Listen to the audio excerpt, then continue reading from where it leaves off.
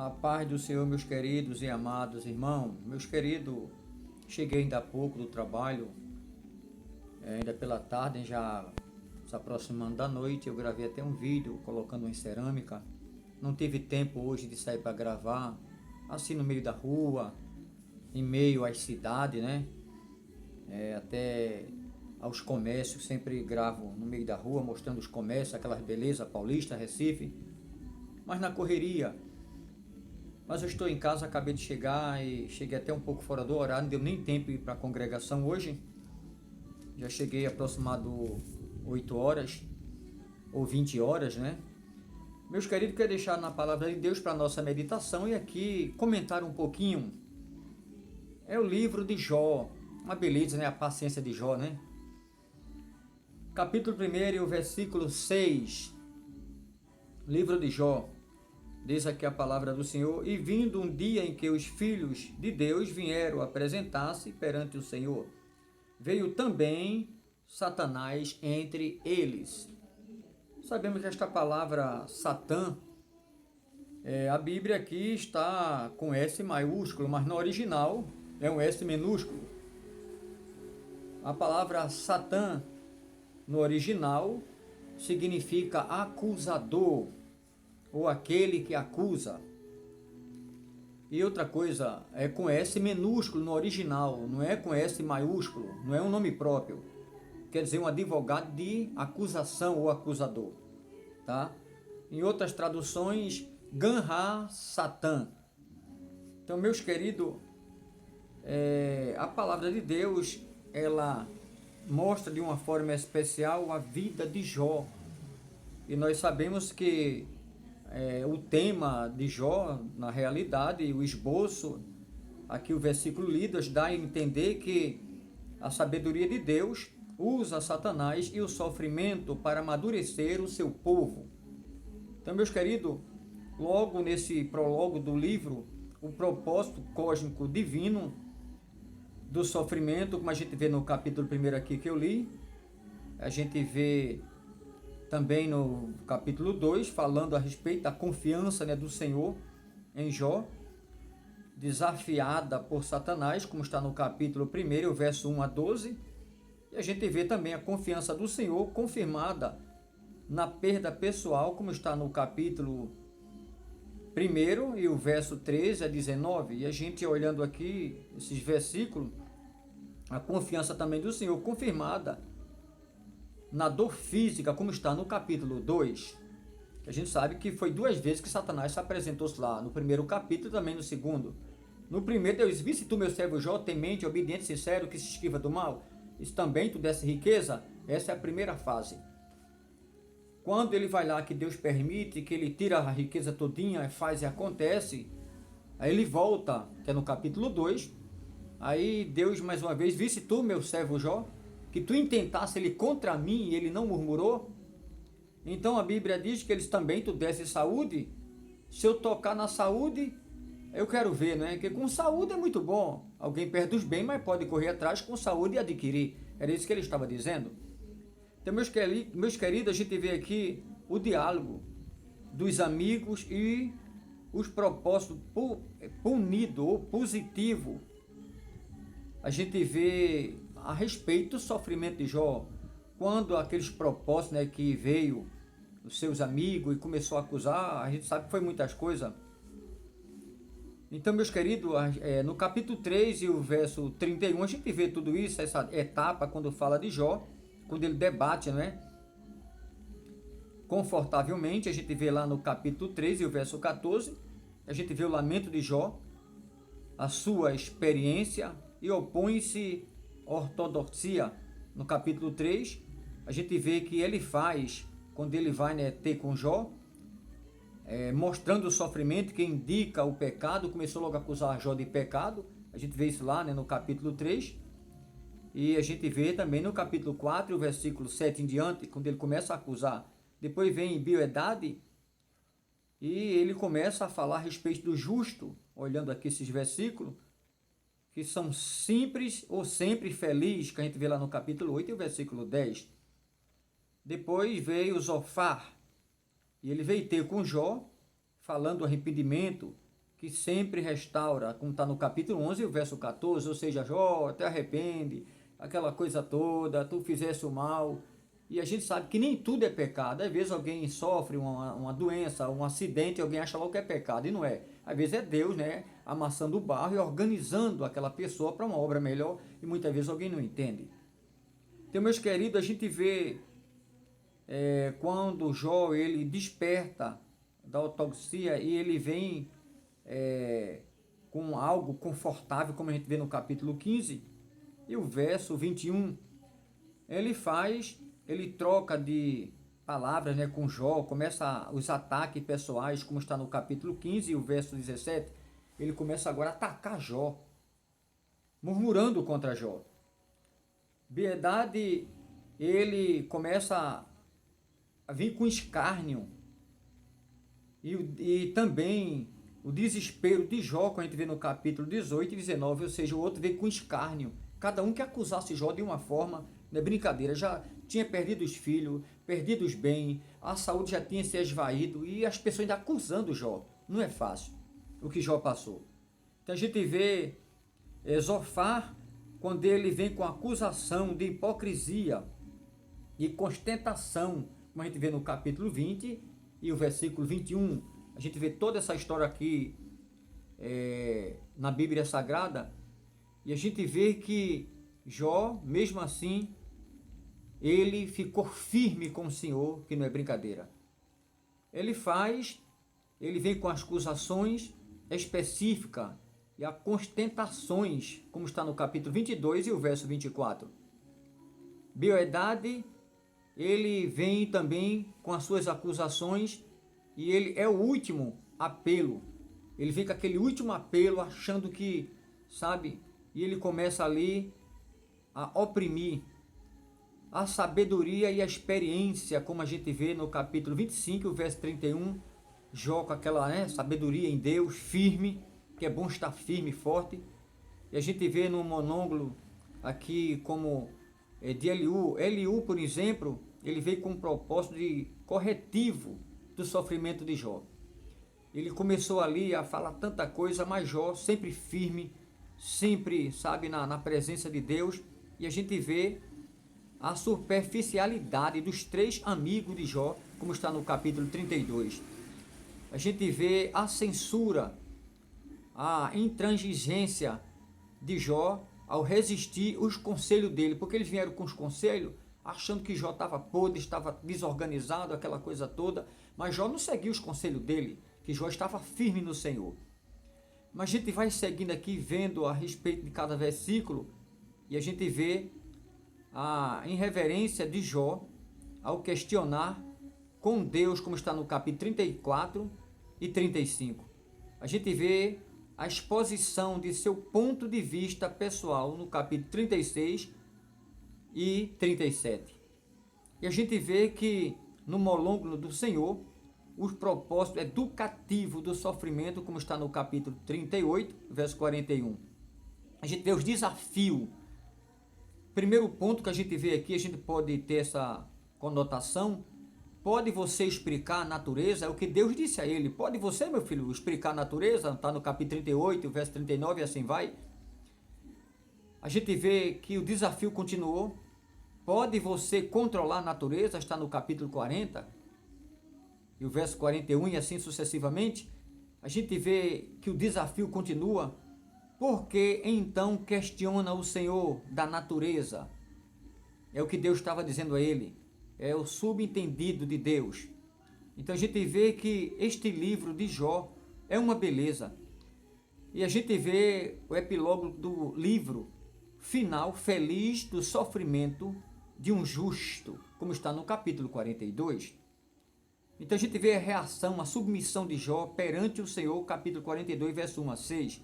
A gente vê a responsabilidade de Jó ao orar pelos seus amigos, capítulo 42, o verso 7 e 9. A gente vê a restauração de Jó e as bênçãos em dobro recebida do Senhor, como está no capítulo 42, verso 10 a 17. Então a gente vê que é um livro de grande envergadura, de muita aprendizagem, é o livro de Jó. E a gente sabe que a autoria, ao título, como este livro de Jó, ele foi assim chamado em homenagem ao seu herói e não por causa de um autor, embora Jó lhe possa ter registrado nele muitos detalhes de sua vida. A etimologia do nome de Jó, Ebe, ou Eobe, é um tanto incerta. A palavra hebraica poderia ter o significado de estar em hostilidade, enquanto a palavra árabe, equivalente, sugere o arrependimento, ou recuo, ou reparação. Então a gente vê algumas traduções. A arqueologia da Palestina, a gente vê que deduz de um escritor, como diz aqui, Aimanás egípcio, que o significado seja onde está o pai, ou Aba. Lembra aquele Aba pai, paizinho, né? O Aba pai. Então a gente vê sendo uma história relacionada com parte norte da Arábia, ou aprazível presumir o significado Arábia, a reparação ou arrependimento. Então cada um tem a sua, né, expressão a respeito do livro de Jó, mas o autor, o livro, a gente sabe que ele é anônimo, nada é a ser revelado sobre quem o escreveu. Vários nomes, porém, foram registrados como possível autores: Jó, Eliú, Moisés, Salomão ou Jeremias, não se sabe o certo. Deus deixou isso aí em oculto. Tentam descobrir, mas não se sabe o certo. Os nomes de Moisés e Salomão têm sido os preferidos no Talmud. Em hebraico, atribui a Moisés, ou supondo que ele soube da história quando esteve em Midian e redigiu ou compôs o livro sobre a inspiração divina com base na composição ou no conteúdo eclesiástico. Salomão também é considerado o autor pelos rabinos e por vários outros eruditos. Não se sabe o certo. Um desconfia que foi o próprio Jó, outros acham que foi Moisés, outro acha, alguns rabinos, que foi o próprio Salomão, outros acham que foi Elifaz, né, que estava presente lá na história de Jó. Então, não se sabe o certo. Deus sabe quem escreveu. As características patriarcal é o fato de não mencionar a lei mosaica ou a intervenção divina no Êxodo. São uns argumentos em favor de alguém que tenha vivido em tempos patriarcais. Se for Moisés, o autor, o estilo árabe, ou o cenário pode ter dividido o fato de ter ele ouvido a história autêntica em Midian, onde esteve 40 anos composto do livro durante as grandes dificuldades de Israel no deserto. É provável que tenha sido revisada. Isto explica, né, a sua linguagem aparentemente mais recente do que a de outros livros bíblicos ou antigos. Não se sabe o certo. Então, meus queridos, uma coisa eu sei, Deus sabe quem realmente escreveu, porque Deus estava com o autor, com certeza, e a história é autêntica, é verídica, a gente sabe disso. E a data dos acontecimentos registrado no período patriarcal, como que algumas vezes os acontecimentos de Jó são questionados quanto à sua base histórica. Vejamos as razões fundamentais para manter a sua historicidade. Jó é identificado como diz aqui a palavra, um habitante de Uz, ou não, de um lugar fictício, como está lá em 1:1 de Jó, a terra de Uz. Então a gente vê que existe veracidade. Nós sabemos disso. A palavra de Deus, por meio de Ezequiel, refere-se 4 vezes à historicidade de Jó, bem como Noé e Daniel. Tiago 5 e o verso 10 e 11 invoca a historicidade, o sofrimento e a paciência de Jó, do mesmo modo que invoca a historicidade dos profetas. As cenas celestes do prólogo, a gente sabe que epílogos são, observe a mente, esta oracidade, e a gente sabe que ela vem de uma virtude, com certeza, das suas revelações divinas. Ou seja, não foi uma história qualquer que alguém pegou uma revista de Trancoso aí, ou de quadrinho, não. A veracidade é divina, vem direto de cima de Deus. Por isso que Deus, ele falou tão bem de Jó. A gente sabe que tudo isso é uma coisa divina. E o cenário patriarcal dos acontecimentos entre Abraão e Moisés, geralmente aceito em razão das seguintes condições, como a gente vê aqui, o modelo patriarcal de vida religiosa no qual Jó age como pai sacerdote em sua casa. Ou seja, Jó, ele fazia o papel de sacerdote quando ele orava, fazia sacrifício pelos filhos, aquela coisa boa toda. A gente vê tudo isso para a glória do Senhor. A gente vê que a avançada idade de Jó, talvez alguns acham que em torno de 280 anos, está mais de acordo com a idade antiga pelos patriarcas, como Abraão morreu com 175 anos. O fato de não haver referência à lei mosaica quando se fala sobre a justiça, nem aos milagres do Êxodo. A gente sabe que, de fato, é uma fonte e um argumento a favor de uma data primitiva. Ele faz o tetanita. Talvez ele fosse um desses descendentes próximo de Tamã e neto de Esaú, ou pai de Tamar. Também era chamado Elifaz, como está em Gênesis 36 e o verso 15. Então, meus queridos, nós sabemos que o livro de Jó é uma coisa linda e a gente sabe que traz muitas edificações, com certeza, a nosso favor. E a gente sabe que o favor da data e autoria salomônica, com base nos argumentos a favor da história de Moisés ou de Salomão, e nos acontecimentos a possibilidade de posterior revisão linguística, as melhores opções. A gente sabe que a data seria o princípio do século XV, ou nomeado, a gente sabe, no século X antes de Cristo. Não se sabe o certo, a gente sabe que Deus, ele fez tudo isso, organizou tudo, e as referências, como a gente vê aqui, a posição geográfica, as referências bíblicas, AUS sugere um local leste do Edom, como está em Gênesis 10 e 23, e 36 e 28, como também Jeremias 25 e o verso 20, Lamentação de Jeremias 4 e o verso 21, assim o local provável dos acontecimentos. Quer dizer, alguns, eles questionam, não se sabe também o certo, que teria sido no noroeste da Arábia, na região montanhosas, deserta, talvez a 240 quilômetros ao leste do Mar Morto. A gente vê que, apesar das tradições, geralmente situada mais ao norte, mais ou menos ao leste da Galileia. Então a gente sabe que esse cenário religioso, quando Deus ele determinou assim, da qual o pai era sacerdote, e as ofertas de Jó por sua família, a gente sabe que sugere a um tempo que o de Abraão, como também os ritos religiosos, e não fazia parte de uma organização religiosa antes dos adventos da lei de Moisés. A gente sabe que praticava-se a devoção pessoal com alegria e prosperidade.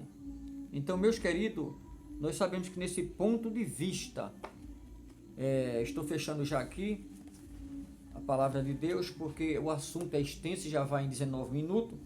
Então, meus amados, a gente sabe que esse livro de Jó, quando Deus assim, ele permitiu Jó passar por esse processo tão dificultoso, mas Deus era com ele, e de tamanha envergadura, não se sabe o certo quem escreveu o livro de Jó. Um desconfia que foi o próprio Jó, outro diz que foi Elifaz, outro acha que foi Moisés, outro acha, que foi até mesmo um dos profetas, mas não se sabe o certo quem escreveu verdadeiramente. Outro acha que foi até o próprio Salomão, mas Deus sabe o autor, quem escreveu isso aí. A mesma coisa é a carta aos Hebreus, que não se sabe o certo. Um desconfia que foi uma carta paulina, que foi Paulo, mas não se sabe o certo. Sabe Deus quem escreveu também aos Hebreus aquela carta. Deus sabe o autor, como também o livro de Jó. Uma coisa eu sei, que é de grande edificação, de grande envergadura para nós outros, para edificação de cada um de nós e de nossas famílias. Então, que Deus abençoe. Agradeço o amor de vocês, o carinho. Não saí para gravar os vídeos na rua. Estava trabalhando, como eu falei, até ainda há pouco. Cheguei em casa já quase 8 horas da noite. Por isso que eu gravei agora esses 20 minutos para mandar para vós outros. Mas eu quero aqui dizer a cada um de vocês que agradeço o amor de vocês, o carinho, a vossa compreensão. Não esqueça de deixar lá um like, um comentário, lá naquele sininho lá, sabe? As notificações, porque tudo que eu gravar aqui, eu mandar para o YouTube, já vai com certeza automaticamente, quando você vai lá naquele sininho, já as notificações. Não esqueça. Que Deus abençoe. Compartilhe, passe para os seus amigos, seus irmãos da igreja, em nome de Jesus, para que continue essa obra crescendo. Eu sei que não mereço nada de vocês, nem sequer de Deus eu mereço nada. Isso eu reconheço muito bem. Reconheço meu lugar de pequeno, de falho, fraco e de pecador. E grande é Deus nosso Senhor. Então que Deus abençoe a cada um de vocês. Tinha até um som ligado ali, deram até uma pausa agora. Que Deus abençoe em nome de Jesus. Breve terá mais vídeo, em nome do Senhor. Amanhã eu vou ter que voltar a trabalhar, que ainda tem 2 quartos para terminar a cerâmica.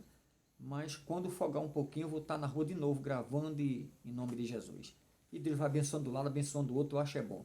Que Deus abençoe, um forte abraço. E o arco dos fortes foi quebrado. Eu sempre falo esse versículo, 1 Samuel 2, o verso 4. Não tema que Deus é contigo. Isaías 41:10. Porque o Deus não muda, Malaquias 3:6, a parte A, Deus não muda, é imutável. Nem é o homem que mente, nem filho que se arrepende. Número 23 e o verso 19. Então, meus queridos, Deus é com vocês. Que Deus abençoe, um forte abraço e até breve.